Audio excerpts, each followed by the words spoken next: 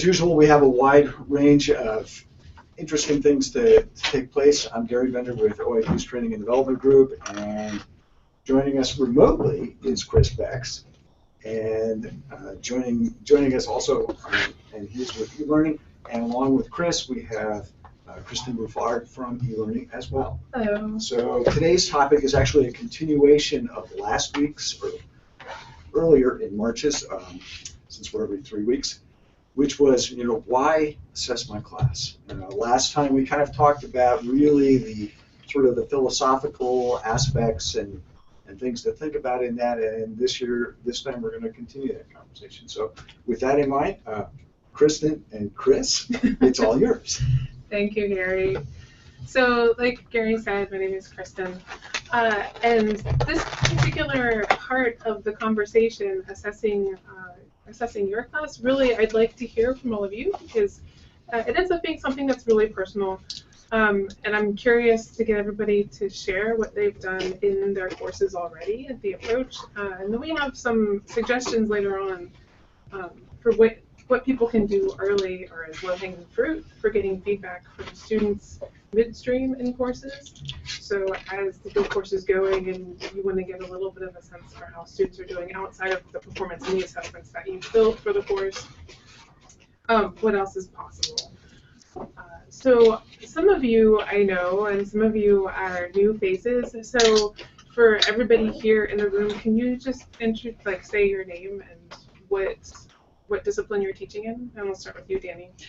Danny Shepard, teaching in psychology. Marika Guthrie, teaching in art. Desiree Simons, developmental education. So I'm Tom Langen. I'm actually the manager of customer support services, which is where training and development falls under. But I'm also scheduled to be an adjunct professor next semester in Homeland Security and Emergency Management. Excellent. And I'm Gary Bender, and I'm the lead here, but I also teach for the School of Ed, Ed 329. Nice. Welcome, everybody. Chris Becks is joining us remotely, so he'll be here as well, joining the conversation. Right here. I'm going to share this screen here. This is the first time we've done this as a hangout on air with somebody remote, so some of this is a bit of an experiment. So if it looks a little bit like it's unscripted, it is.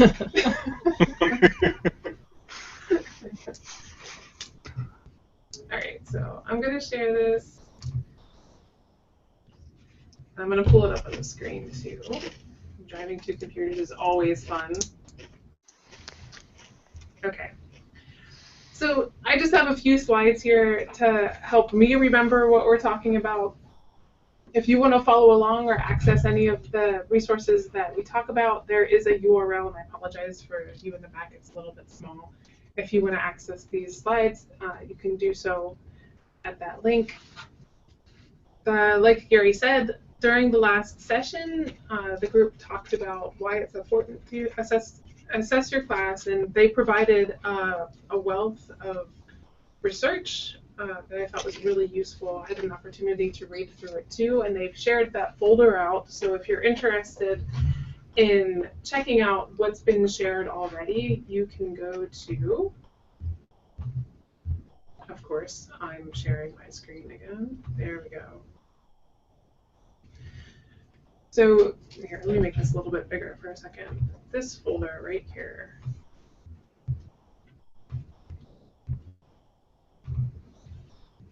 Or while Kristen's doing that, just talk to us and we'll throw your email address into the share. Yes.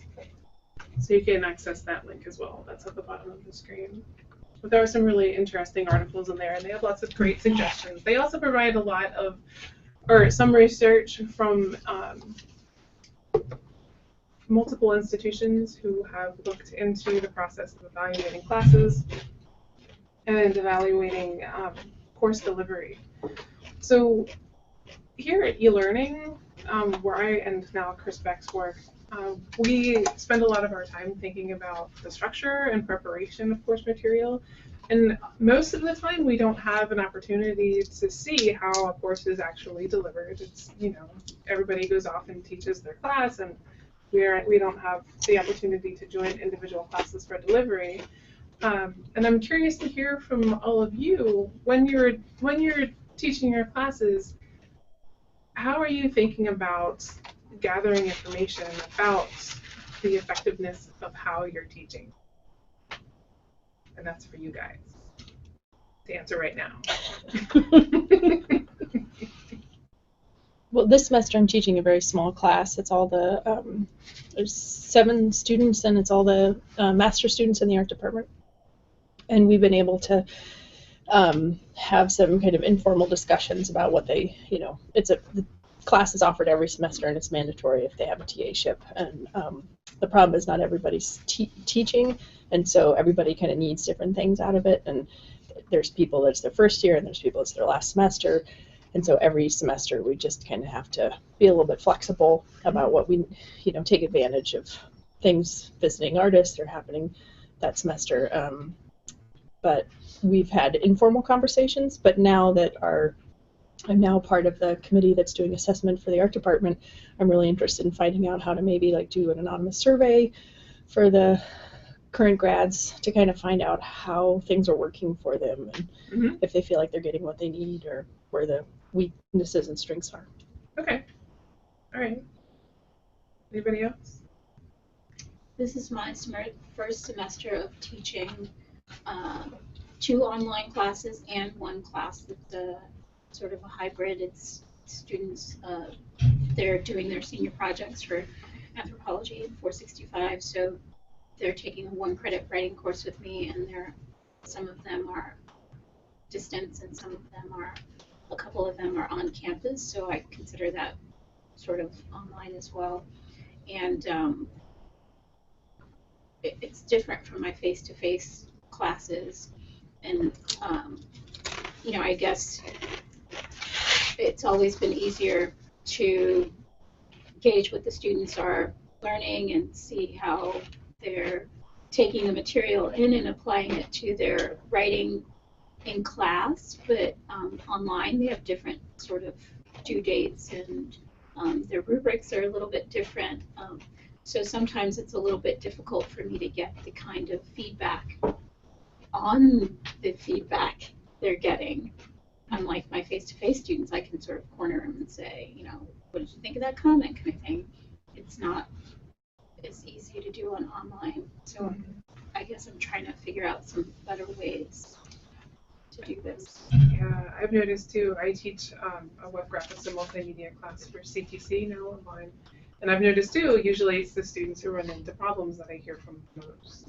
So yeah, it's very difficult then to gauge how everybody else is doing. If I have a student that is doing well but maybe missing bits and pieces that they think they can either solve or they don't know they're missing, how do I elicit that information from them? I don't ever really hear from them. Yeah, it's difficult. Kristen, I think the practical exercises you put in gave a pretty good idea then. I took the class last semester from it, and there were practical exercises. The way I was gauging it is, at the due date, there was either something up there that met the criteria or there wasn't. That was a pretty good indicator that somebody either didn't get the technique or just was too lazy to do it. Which is true. So yeah, the course that I teach is very project oriented.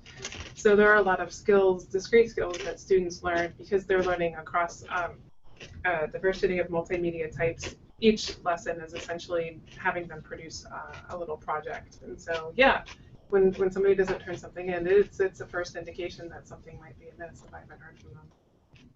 Yeah. Anybody else thinking about assessing their course delivery and how they might have done it in the past?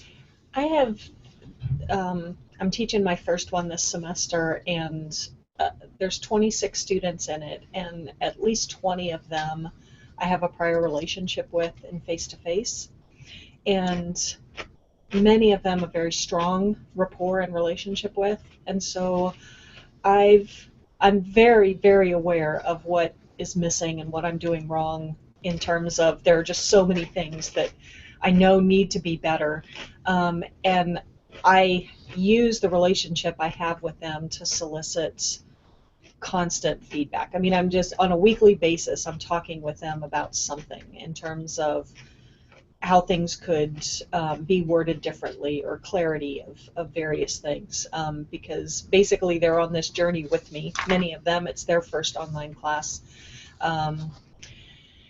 So in terms of formal assessment, I don't have anything, mainly because trying to fit that into everything else, I feel like I already have a good feel from them.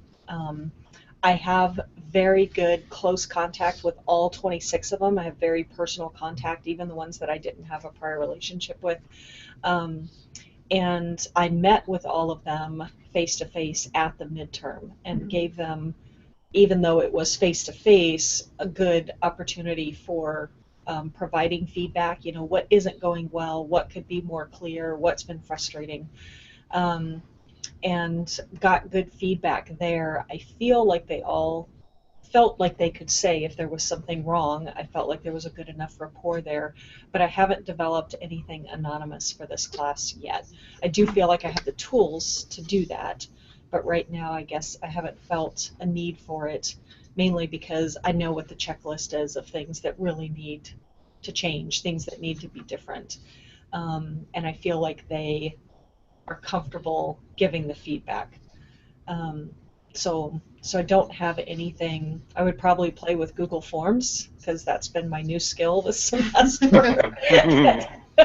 that I've been playing a lot with, and so I would probably tap into that right away and create something along those lines. But I think right now all the things I would want feedback on, I already know the answer to. I already know that certain things are going well and not going well based on the relationship and feedback I have with them. So, I really like that idea. Oh, so go ahead, Chris. I like what Danny said, and it sounds like you do have a really good handle on that. But it sounds like everybody is doing or is teaching somewhat smaller classes. I heard Danny. Did I hear right that it's you got 20 students? 26. 26. And I think Marika said 7. But and correct me if I'm wrong. If what you just described, Danny, I mean, you couldn't do that with a class of 100 students. No, and I couldn't do it with a class of people I didn't have prior relationship with. I totally am relying on the prior relationship. Okay. Is there anyone that has a larger class than that in the room? Desiree? No. No. I will in the fall, and so things have to be different. I'll probably have 60 in the fall. Okay. Wow. So yeah, hence I just want to see if somebody had a larger class and if there was anything that they were doing to kind of accommodate more students, because I think that's a challenge. It is a challenge. I like the idea, which I haven't tried myself. I like the idea of just even with distance students, or particularly with distance students, making an appointment to check in with them and just calling them on the phone. And the next time my course runs, I'd really like to give that a try, because then you get the students who don't normally chime in.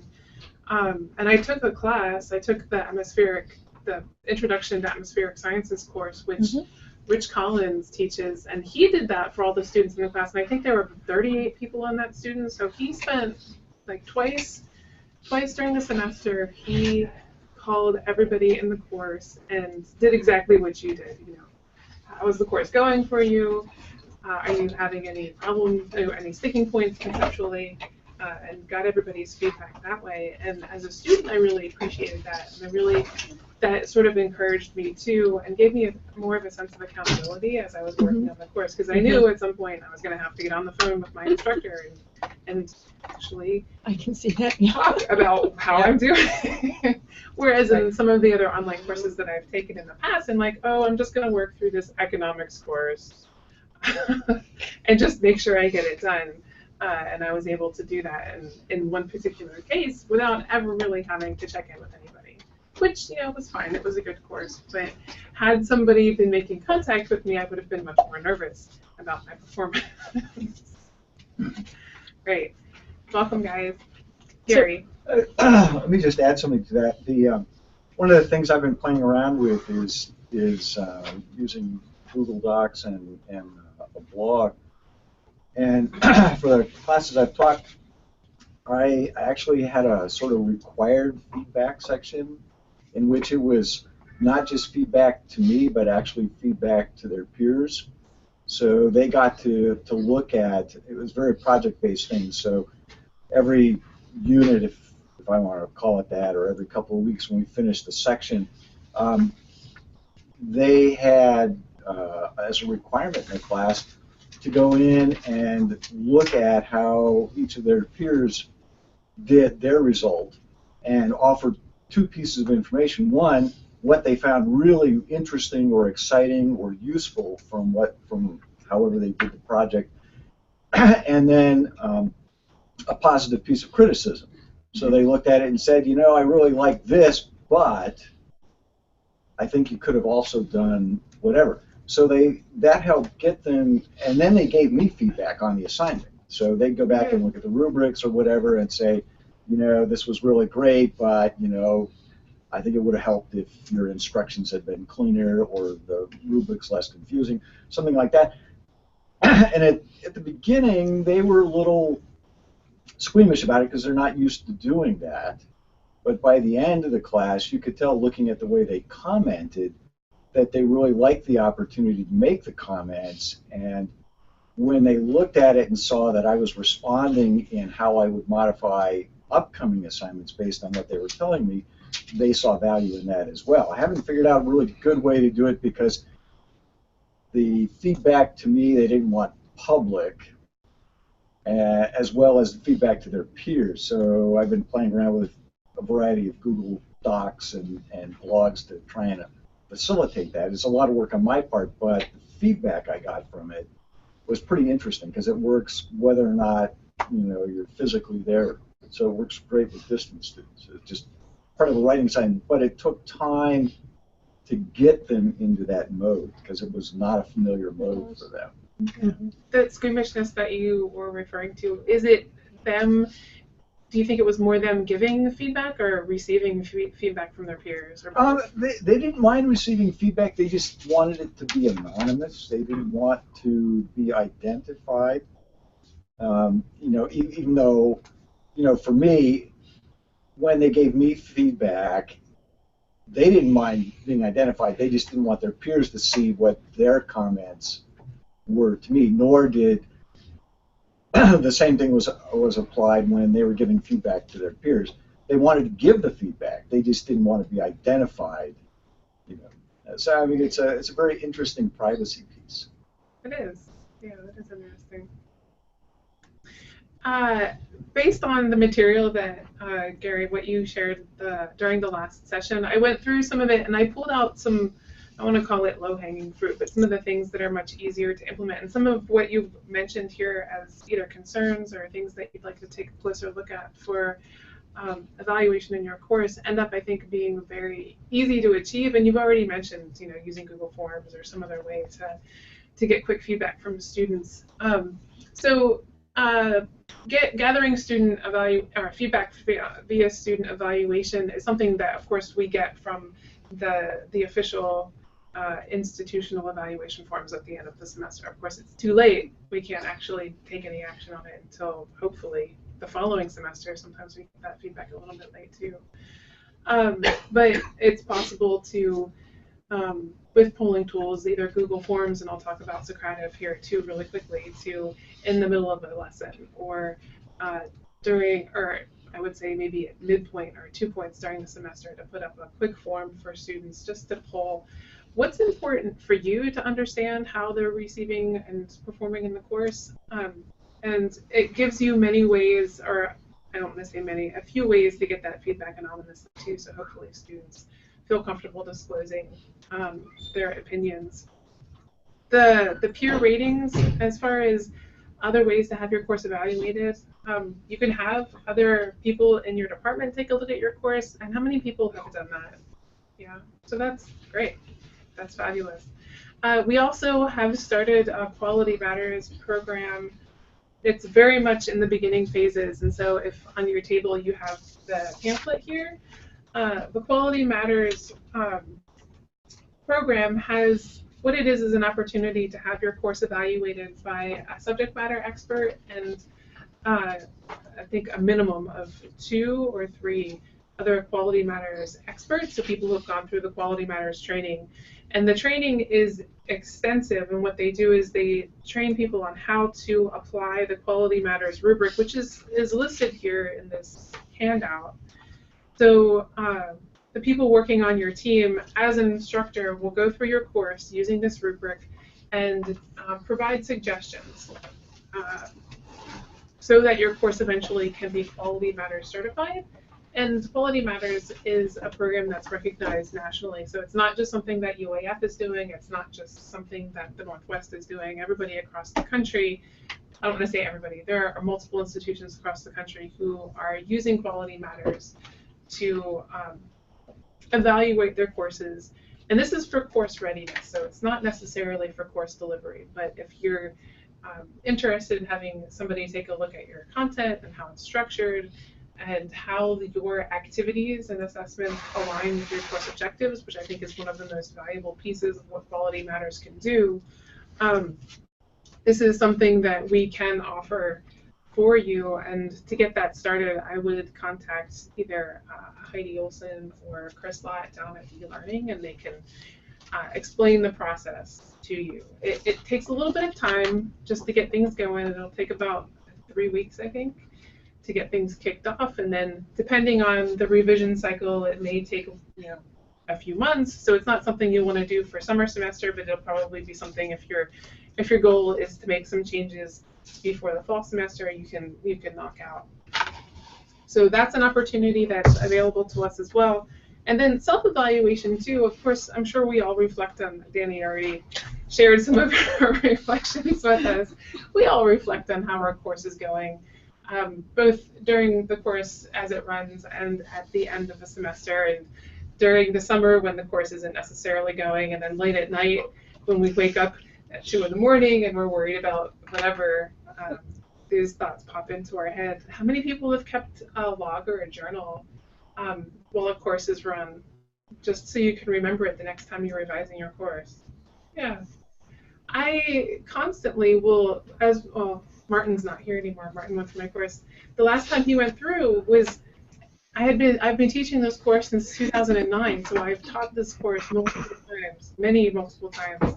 And every time I always think, oh, I need to change such and such. And it's only been in the past 3 or 4 semesters that I've actually started noting things down. And I use Evernote. And I make a running list of things that are working well or things that I need to go back and adjust for the next semester. Because while things are going, I'm like, oh yeah, I'm never going to forget to change that thing for the next class. And then inherently I have forgotten. So I've started making a deliberate note somewhere where I know I can go back and find those things again. So that's been helpful for me as well. And you said Natalia, you've been keeping a journal for your course. How else have you been reflecting on your course as it's gone along? It was going well, the journal, usually, because students are reflecting there. I mean, there are 2 ways, right? You can just send a message to just instructor. So your students are journaling? Yes. Okay. And do you have them doing journaling on their understanding of course materials as it's going? Okay. So that's a really great way too to get feedback from students. So as lessons are going on, have them participate in a muddiest point activity where either you throw up a poll where you can gather quick feedback from them, or if you're having them journal on a blog or inside of Blackboard, they can give you that feedback as well. So it's easy to see then what isn't clear to them and how you frame that question. There are multiple ways you can frame that question. You can just outright ask, what is the least clear thing you encountered in this lesson, or ask them, is there a particular concept that was introduced that you feel like you would be unable to explain to a friend? And I found like reframing that question helps them understand a little bit more about their understanding. So enough about, because it seems like everybody's doing something, enough about those things that we can do. The execution of getting quick feedback for courses in stream. Let's talk about some polling tools. And I'm going to introduce Socrative first because it's really fast. And how many people have used Socrative How have you used it, Gary? Basically, just sort of gauging whether or not they're understanding directions a lot of times, whether they've finished what they're doing. A lot of times it's hard to tell. And so I'll just post a Socratic poll and say, are you at a point where you can do this? Mm-hmm. And, a lot of just very simple, straightforward kinds of things, nothing complicated, really just kind of a gauge point. Yeah. And Desiree, you said you were using it too. Yeah, my Socratic method is in the form of buzzers. Oh yeah. I think they've mastered a small concept. I immediately whip out the buzzers and say, explain this in 10 words or less. Hit the buzzer, and sometimes I have them do it in groups when my English classes are larger. Do it in groups so that they can piece together the concept, and then whichever group hits the buzzer first gets the point. Oh, nice. And no one gets anything, but they don't realize no one gets anything. But it's, they look all the time. They absolutely love it. And it makes them sort of understand this is coming, and so they force me to be clear about the concepts, because they know later I'm going to ask them in a group to repeat it. Also, I find that if I do mid-semester assessments where I say, how's it going? What did I screw up? My end of the term evaluations are so much better. The years where I didn't do it, weren't the greatest, or I got nothing. But the years where the semesters I did do it, all good, not a single. So it's just a huge benefit to stopping at points along the way and saying, how badly am I screwing up? Can you tell me how to fix it? If you can't explain how to fix it, tell me something. Yeah. You would. I've noticed that with my face-to-face classes. I do that in my face-to-face, and there are just zero complaints when you give them the opportunity for feedback along the way. Nice. But online, it's just a different animal. I also have to deal with cultural issues where responding isn't comfortable. It's not comfortable during the audio class, and it's not comfortable in writing either. So I'm having to try to figure out ways to get better feedback. When you're asking for that feedback, that more critical feedback on your part, are you asking it during an audio conference, or how are you getting that back? I talk to them because my online classes are rural Alaska classes. They're smaller, so I have plenty of opportunity, and so I usually use Fridays when I'm not teaching either of those online classes to set up little conferences per assignment. And I get a lot of quiet and a lot of everything's fine. So it's a little bit difficult. The tools that I use for my face-to-face classes and traditional students doesn't work for my non-traditional students. Okay. Via audio. Okay. Thanks. To give you a sense for this particular platform, as far as polling and getting some feedback from students, it's really easy to get started. You can go to Socrative.com. It looks like this, and you can sign up for a free account, which will essentially take 2 or 3 minutes. It doesn't take very long at all. As an instructor, you can log in with the account that you create. You can sign in with the Google account, which of course we all have because we're members of the university. And so you're presented with an interface like this. You can either create a quiz, you can create a quick question if you're face-to-face like we are here, or you can have their little space race. I didn't mean little, I didn't mean to make it sound small, but it's really a more competitive type of scenario that you'll have with students face-to-face. But what it looks like on the student end is what I'd like to show you. So as an instructor, I've created a quick question for students. And so I'm going to start one of my quizzes. I have 3 quizzes here that are already built. So if you want to see this in a few minutes, I'll show that to you as well. But I have one here just really quickly on teaching, well, I have one on teaching effectiveness and one that I did about images on the web. And you may or may not have experience with images on the web, and that's great because you're not technically in my class, but I'd like for you to respond, if you can, to this quick little form. So what I'm going to do is click on it to get it started. Can you make that bigger? Sure. Is that okay? Thank you. Good. When I start one of my quizzes, one of my activities, I have these options here, so I don't necessarily want to see my students' names. I don't have too many questions, so I don't need to worry about question or answer order. I'm not gonna, actually, I can enable student feedback if you want to give some feedback. And I've never heard of this before. to enable results. So what I'm going to do is go ahead and hit start. So this makes my quiz live, like so. And on your end, what you're going to do, either on your phone or on your laptop, if you have your laptop here, you're going to go to Socrative.com and log in as a student. And when you log in as a student, you're going to be asked for a room number. So the room number is up here on the slide.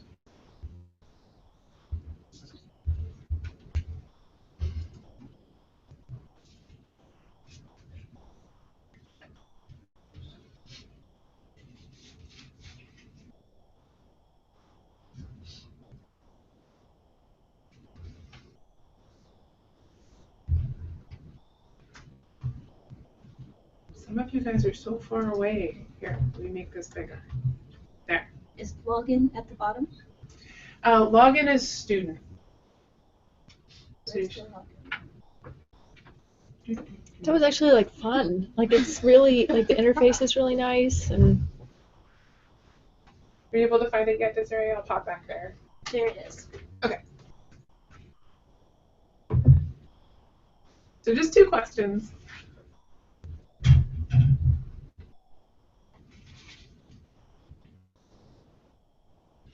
And while you're taking that short little poll or quiz, I have results enabled up here so I can see some anonymous feedback. So I can see how you are all performing in this 2-question quiz. And the questions that you can set up, they can be multiple choice, they can be short answer, they can involve images. If you want to prompt people with diagrams, you can do that as well. But we're getting real-time feedback, which is nice. I don't know why I've never heard of this. So they don't need to sign up for an account. You just give them a room number. Is that what it's called? The room number. And your room number will stay the same throughout the semester.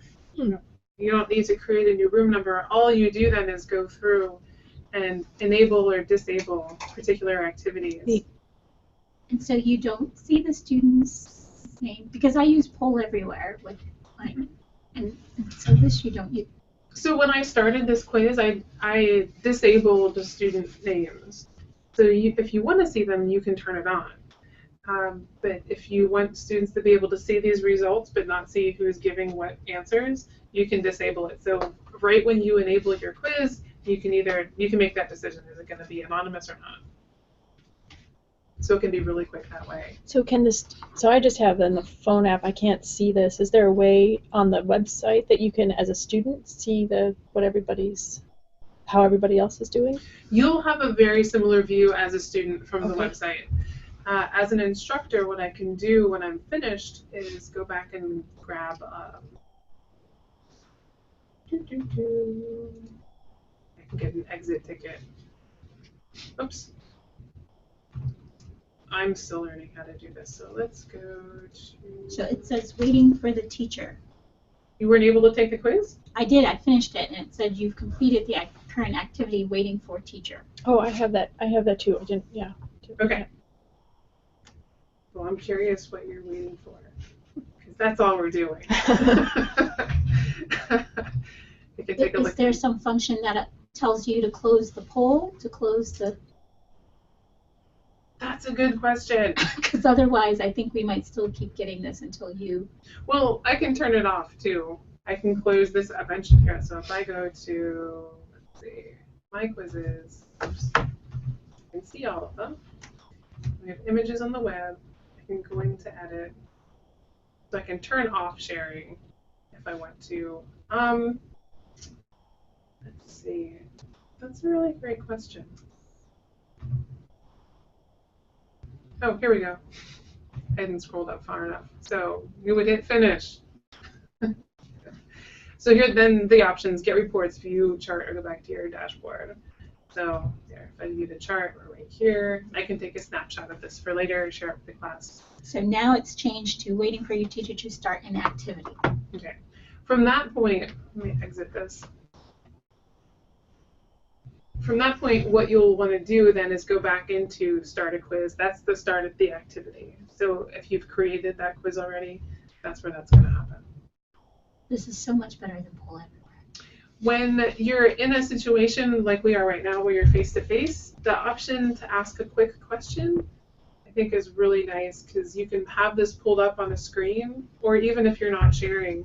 And if I want to ask a multiple choice question, what I can do, you're already in my room, I can ask this question of all of you, and you can just go in and say, you know, A, B, or C, and just go in A, B, or C. I don't have to type the question or anything like that.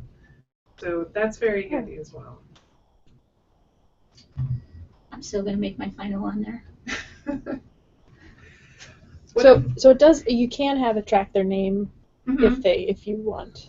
Yeah. So when you choose to have the system track their name, when they log in as a student, when you had put in the room number, you would also have been asked for your name.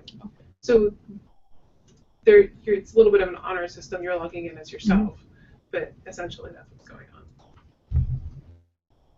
So that's Socrative. You don't necessarily, as the instructor too, have to be doing this on your laptop in front of your students. You can, just like some of you logged in with your phone, there are also apps for tablets and apps for phones. So you can run this whole thing off of a mobile device as well. So that's really nice. And then we have access to, because we all have access to the UA Google tools. For education, we have access to Google Forms, which is a really quick way to create forms too, but it's much more powerful than the Socrative tool is. Similarly, it takes a little bit more time to get things set up. So if you've never created a Google form before, how many of you have created a Google form? So 3, 4, 5? Everybody's created a Google form almost. Yay! Over the years, the Google Form tool has become really powerful. So not only can you set up polls and quick quizzes, but you can set up quizzes with sections and quizzes with branching too. So you can get very complex with the Google Form. But just for the purposes of this activity, I went through and created a muddiest point question for everybody. See if I can make this bigger. So I'm in the editor right now, and the interface has changed recently, so it may look a little bit different than what you're accustomed to. As you're building your poll, you can just ask a single question. So if in every lesson, we're going to try to get feedback from students on what they were least clear on, I could pose this question and then take this form and either email it to them, or I could embed this in my Blackboard class in the folder where all my lesson material is, or I could embed it inside of a WordPress site, wherever I happen to be teaching from. Adding questions is really easy. The editor is all shifted to this sidebar. So if you want to add a question, you're going to hit the little icon, and it'll allow you to add a different question type, of which there are many. So you have short answer, checkboxes, radio buttons, Likert scales, everything. So imagine the possibility for feedback. At the same time, because you want to get some quick and authentic feedback from your students, you want to keep things short. So when you're getting feedback from students, make sure that you're asking, you're trying to get at the essence of really what you want to get from them, right? Does anybody have questions about Google Forms? Is there a way to keep things anonymous? There is. Okay. So to keep things anonymous with the Google Form, let's delete this part here. Trash. So once you're done building your form, this send button here will give you options for this is public, so I need to make sure that.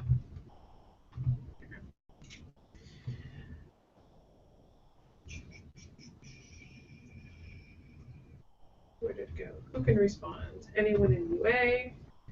There we go. Automatically collect their username. So Okay. you don't want that option set. If you're having them log into the UA network, I mean, already that level of trust is a little shaky because, of course, they have to be logged into the system. So I'd recommend saying, just anybody can respond and taking the link, if you're going to email it, if you're going to put it in course materials, whatever, make it available that way. And again, a number of features, you can have students take this once or many times. Your results now are both gathered in a spreadsheet, but there's a responses view right from the form builder. So if you had responded, I could see a collection of responses right from the screen, which is really nice. So there are two tabs here, one for the questions, which is the form builder, and then one for responses as I'm getting feedback. So do you want to see what the feedback looks like? Okay, I need your help. If you would, and I'll make this bigger, let's make this, go to this URL.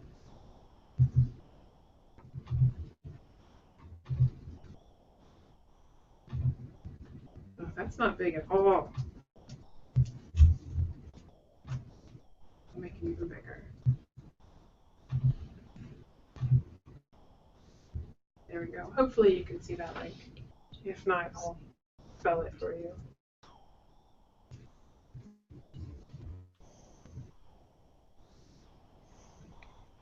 That one isn't working for me. Uh-oh. Those are not the words I want to hear. Yeah, it worked for me. Okay. Try it again. No, it's not working for me. E J U Z W H. Make sure it doesn't try to autocorrect Google because it's just a goo.gl. That is what happened. Thank you.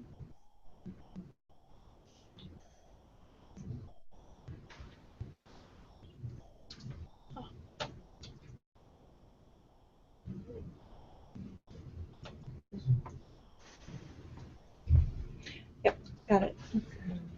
Good. So don't feel like you have to be authentic in your response. You can go in and submit something simple.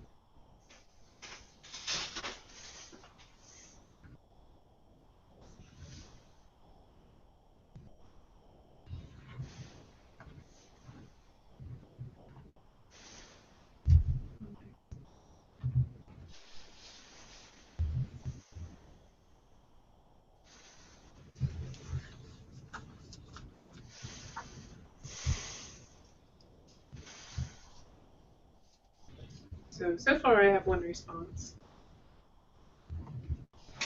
Let's refresh. I can't get it to work. Oh, I'm no. sure I'm misspelling something, but I can't figure out what it is. So Is it autocorrecting the Google? no, that's so goo.gl. Forms. I should have tried to make this a little bit. I missed the S in forms, so that was my fault. Nothing matches this. Well, let's try something different. I'm going to take this URL and make it even shorter. I pulled that from the URL shortener in Forms, but there's an actual shorter URL shortener. It can't be shortened. Oh, Google, I hate you.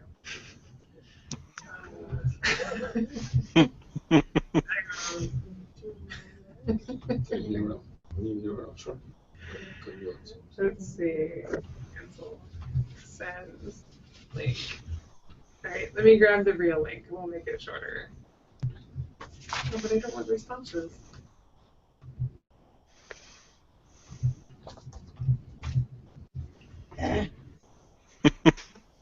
Let's try it. Oh, okay. Yikes. Does this one say select all images with trees? No. What is it making me do? Oh, it's checking to see if I'm a robot. Oh, Okay, I don't know how to tell it I'm not. here, 1 second. Okay. So let's see if that link works better for you.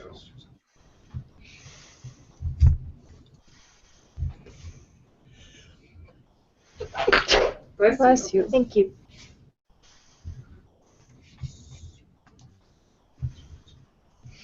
There are so many disadvantages to sharing links like this.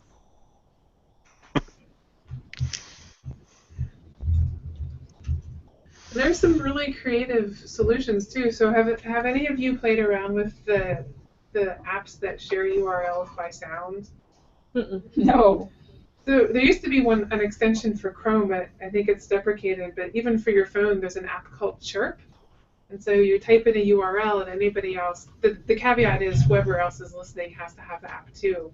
So if you have this Chirp app open, you can, essentially it sounds like a bird tweeting. So it chirps out the URL to everybody else's device, and then based on whatever is sent out, the listening applications then pull up the link on everybody's device. It's really interesting. Yet nobody uses it.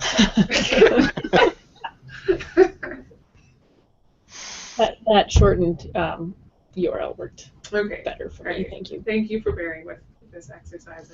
There are 6 responses now. Yay!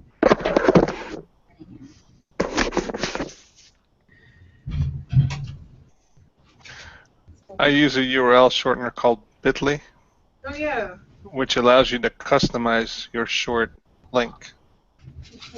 So bit.ly, and then you can customize it to say /UAF, for example, or Google form, or whatever you want it to be. Which is nice And, to an unintelligible link of characters. Yeah. The one thing that I found is that anything that's really common is often taken. So somebody else already used it. It's a nice tool though. Yeah. Hi.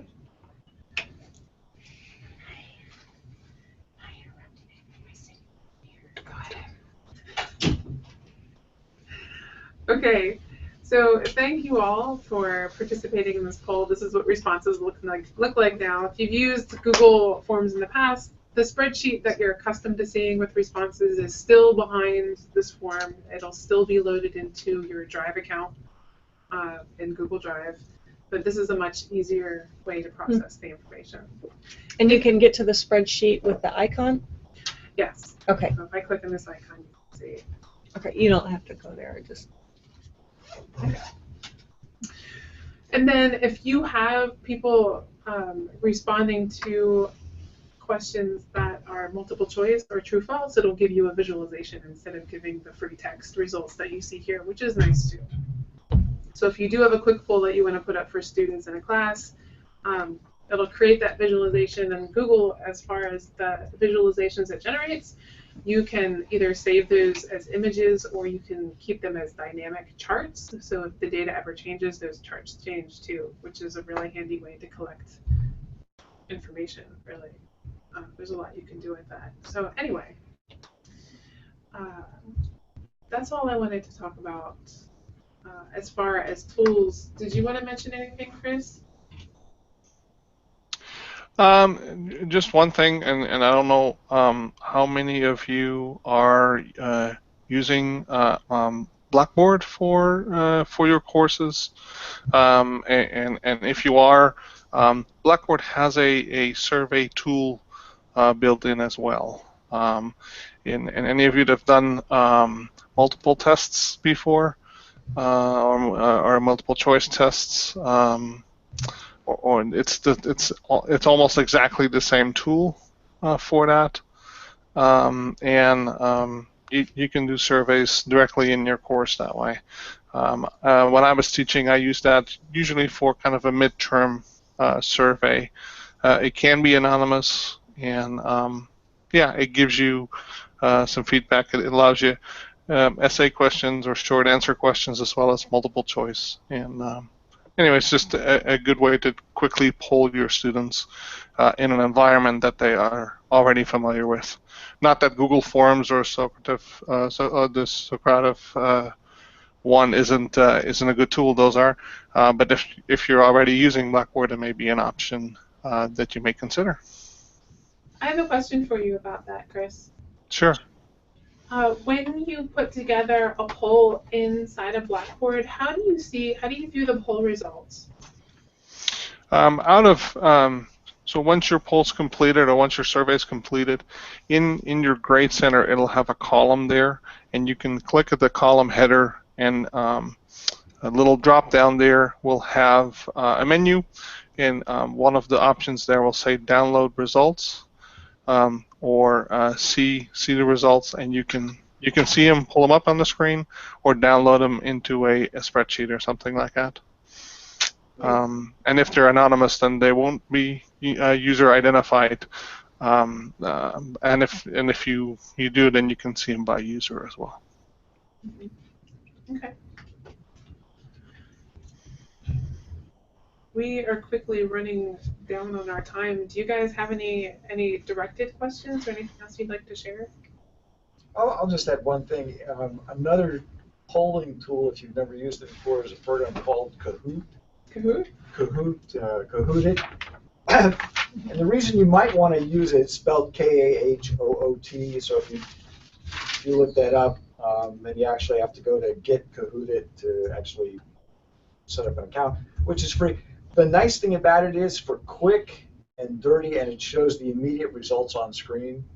And I've used it with distance students because, in fact, I did it in a test with some folks at William & Mary one time. I was doing a webinar.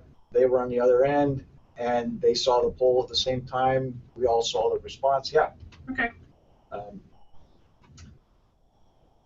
It's actually a really cool, fun tool to use. Did you just hit enter? That's the actual game playing site. You have to. I think it's actually you have to go to Get Kahoot. Or getkahooted.com. Oh, it's at the bottom of the page. You can click on it. My screen sharing is down here. Oh. Ooh. Sign up. So then you sign up. Right. You sign up, and it's the same ID. You know, once you set something up, there you distribute a pin so students can go to it. It does have some logging capabilities. I just like the instant display of the results. Nice. Oh, this is going to take me just a minute or two, but I won't belabor everybody's patience. But I'm curious to check that out. I've never used Survey in Blackboard, but I think I like the fact that Blackboard is a better closed system than Google is, because Google collects data no matter what privacy settings. Not for the education users though. They won't. So they'll collect as they say that they do. They collect for the consumer accounts, but they say for the Google for Education users that they don't collect data. So, for whatever. Yeah, and Google's visually makes it a lot more, I think, a lot more appealing. It looks a lot better than a Blackboard survey. But it really depends. I mean, if you're not using Blackboard for much in your course or at all, I don't think it makes sense to do that. But if you're already, using that with your course, that may be a good option for you to use. Thanks. No, my students all use Blackboard. Yeah. Yeah, it's the go-to because they all have too many Google accounts. Some of them have 3 and 4 Gmail accounts, so it's better that they go to Blackboard. They say they don't collect data, and the university has a specific legal agreement that says they don't collect data. Did they actually ever sign that? Because the last time I heard, it was still sitting on the general counsel's desk unsigned. I believe they have. Yikes. It would be nice to know that for sure. Yeah. Although general counsel is not fast. They're not. Okay, well, I want to thank all of you for joining the conversation. If you happen to have an opportunity to grab some pizza, please do. Please do, and if you haven't signed that notebook, wherever it may be, please sign in because the bean counters like to know how many people showed up. We've got one more that'll be coming up on April 21st, and that will be on rubrics. So everything you've ever wanted to know about rubrics, you'll have that opportunity on April 21st. And that'll be the last one for this group. So thanks for coming, guys. As always, lots, we're well open to ideas. So if you've got ideas for next year, let us know. Glad to do it. Thanks. This is great. Thanks. Thank you. Thank you. I really like the idea of making it a little more formal and Thanks. anonymous. I'm just gonna, I guess I'm gonna turn the broadcast off, Chris. Bye, Chris. Stop. Sounds good. Bye bye.